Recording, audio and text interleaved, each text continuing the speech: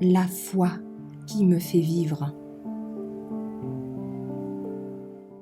Falsification des commandements de Dieu, le 16 mars.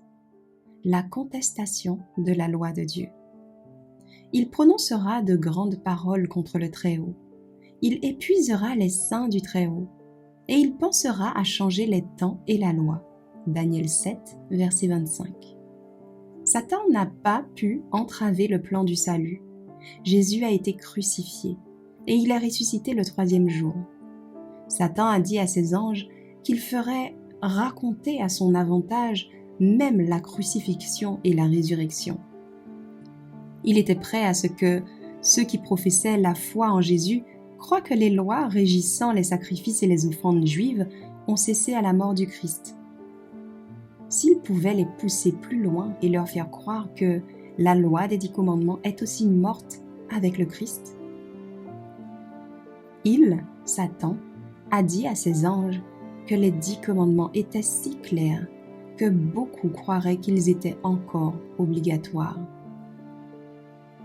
Il doit donc chercher à corrompre le 4e commandement qui fait apparaître le Dieu vivant.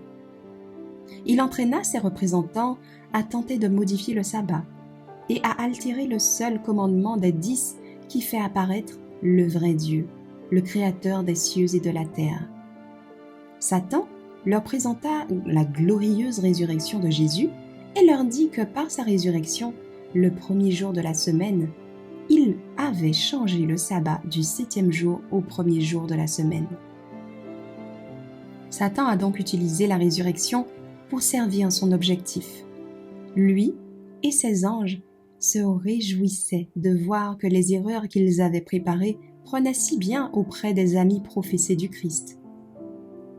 Satan, agissant par l'intermédiaire de dirigeants non consacrés de l'Église, a altéré le 4e commandement et a essayé de mettre de côté l'ancien sabbat, le jour que Dieu avait béni et sanctifié. Genèse 2, versets 2 et 3. Et à sa place, d'exalter la fête observée par les païens comme le jour véritable du soleil.